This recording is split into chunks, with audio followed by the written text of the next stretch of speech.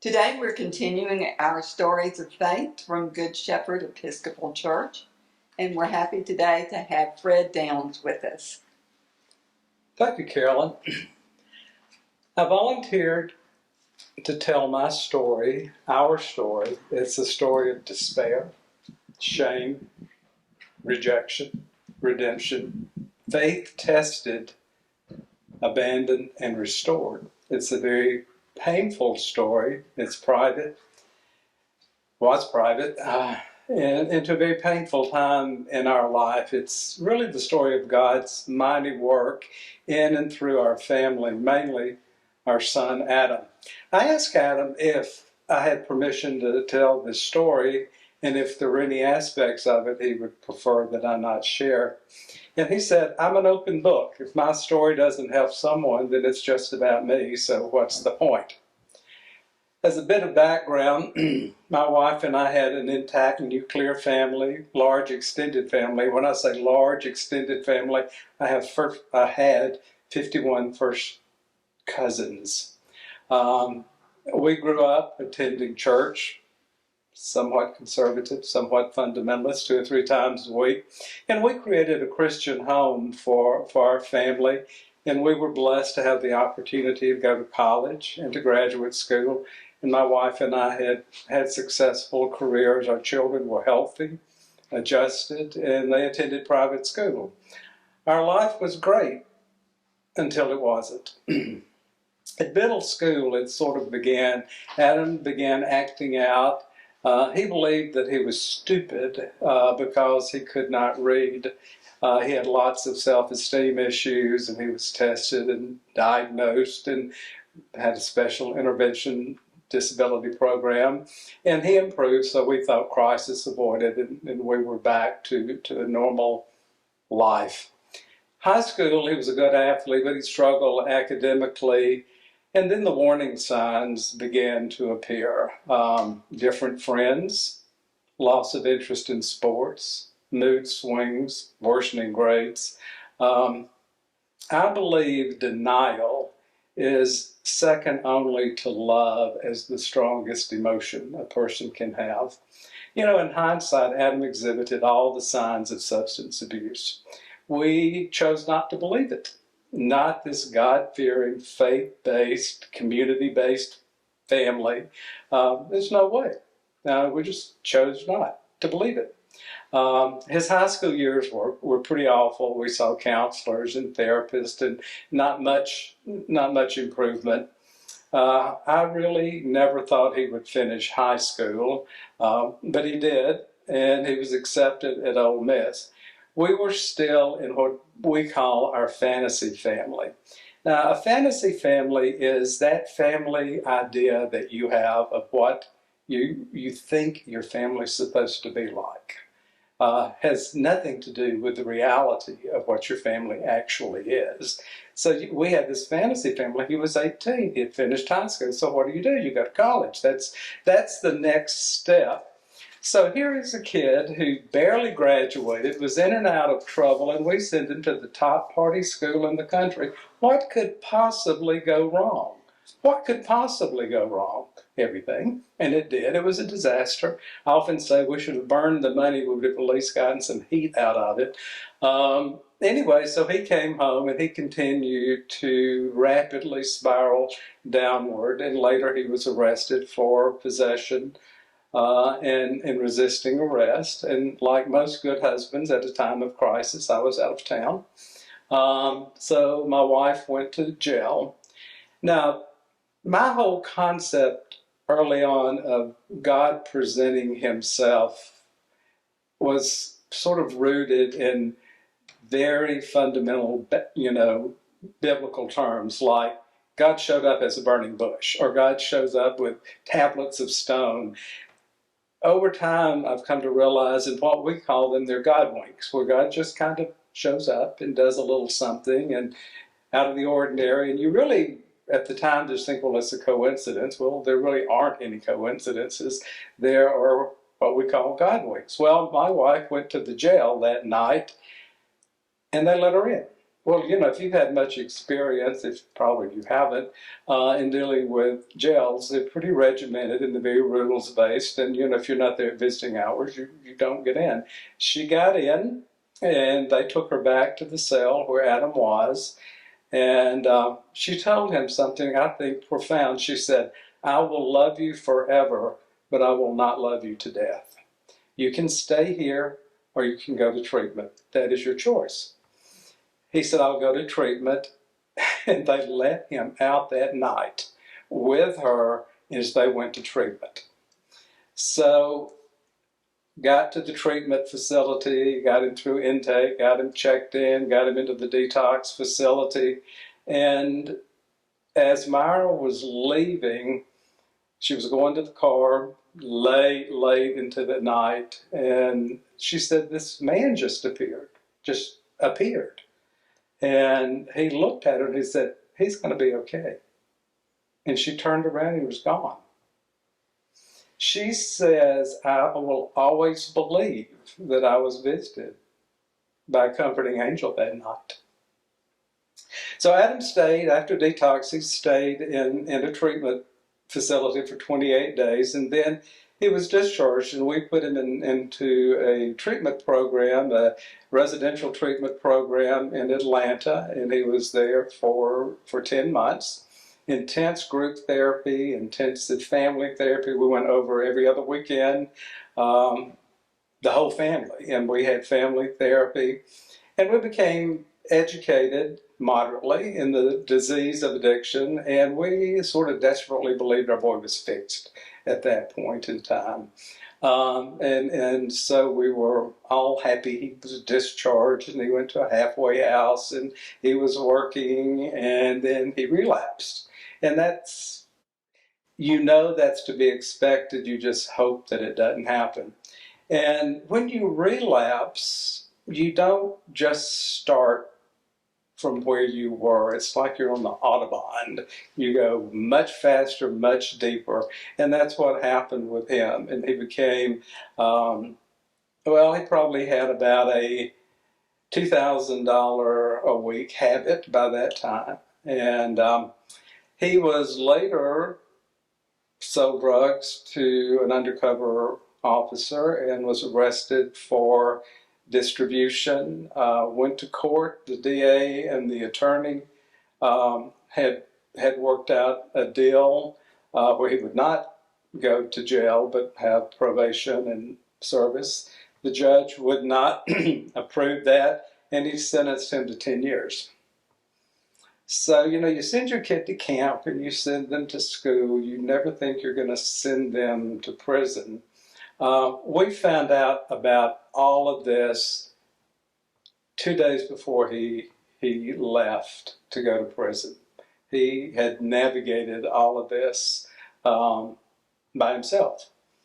So we found out about it the 2 days before he went to prison. And, that was it for me. The anger, the shame, the despair had no bounds. And I rejected it. I wouldn't visit him in prison. I wouldn't tell anyone about our plight, not even our family. It obviously took a toll on our marriage. We were both still working. We had a young daughter at home.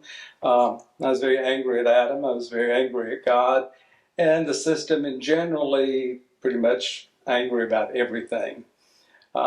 We felt very forsaken, very impotent, and we couldn't fix this. And, fixing things is really kind of what we did for a living. We were fixers, and we couldn't fix this. So if you're an addict, you've got three paths ahead of you. One, you can get sober. The second one is you go to prison, and the third one's death. I mean, those are your three choices. On September the 2nd, 2002, right after he got to prison, Adam surrendered to a higher power and began fervently working the 12-step program that saved so many people. When all else had failed, he acknowledged that he was powerless in the belief that a higher power could restore sanity, save life, and help so many fractured relationships. I hope you can begin to see the mighty and loving hand of God at work here in our darkest times. Adam was eventually released from prison after about 3 years and sent home on probation. Our relationship had mended considerably, not overnight. I fully embraced the notion that addiction is a disease, not a choice. And, I wouldn't abandon my child if he had cancer. So, no, I would do whatever I could to help him be treated. And so that's what we did. So as Paul Harvey would say, now here's the rest of the story. It's the story of restoration, how God's mighty hand began the process of healing us and healing Adam. He enrolled in a junior college and continued working his program. And I will tell you, never underestimate the determination of a mother. Because she never gave up on him, ever, not once. Through her research, she discovered a program at the University of Texas Tech University in Lubbock, Texas. And I'm going to read to you just a bit about their collegiate recovery program because it's probably not terribly well known outside people who are not in recovery. It was founded in 1986, and it's one of the nation's oldest program for students, so where students can have a safe and sober college experience. It's founded on 4 elements. 1, continued health in recovery. 2, connectedness in community. 3, commitment to academics. And 4, civility in relationships. And this lays the foundation for student growth in recovery, academically, personally, and professionally. This specialized recovery and academic support increases the chances that recovering students will flourish with strengthened recovery, personal and professional growth, academic achievement, influencing not only retention in school, but high GPAs and graduation rates. If you meet the criteria for the center, then you're admitted to the university. So Adam met the criteria for the center. He'd been sober for a year. He had a great story. And what you do when you're in that community, you have seminar every week, which is a group. You get courses in addiction, and you have a great college experience. They have sober tailgates. They have sober football games. They have everything that you do, except you just do it and in recovery. And those kids excel. They tend to graduate. They tend to have high GPAs. Adam was admitted to the program, and he graduated magna cum laude from Texas Tech. Now, this would be a great place for the story to end. Wouldn't it be wonderful, from prison to graduation, sober?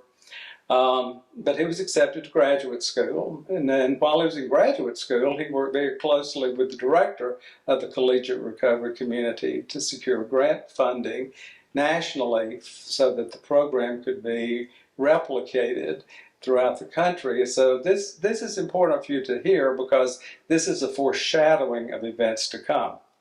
While he was in his first year of his graduate program, his advisor took a position at Michigan State University, and he asked Adam to go with him as his research assistant. And Adam did, and in 2013 he received his PhD from Michigan State with a focus in the study of addiction. He also met and married his wife there. After graduation, he declared he would return to Atlanta because he was tired of being cold. So he went to Atlanta as part of a group practice, and he was in private practice and saw clients, and he specialized in kids who were, emerging adults and kids who had trouble with substances. And one day in between clients, and what Adam says is God visited with him through a random marketing representative who showed up. Then this was a marketing representative who represented a treatment center in Lubbock, Texas. And the staff told him, said, "Oh, you need to see Dr. Downs." He went to school out there. So he met with the marketing rep, and this was a treatment center Adam was familiar with. And through their discussions, he found out that this marketing rep was very connected at the University of Alabama, and that the university was trying to start a program to help their students in recovery. So he the marketing rep, went back to Alabama and talked to his contacts there. And so in 2010, Adam was approached by the University of Alabama to come there and to replicate the program that he had worked on and had graduated from at Texas Tech. So he went to the University of Alabama in 2010 as an associate professor in the School of Medicine and director of substance abuse services for the University of Alabama.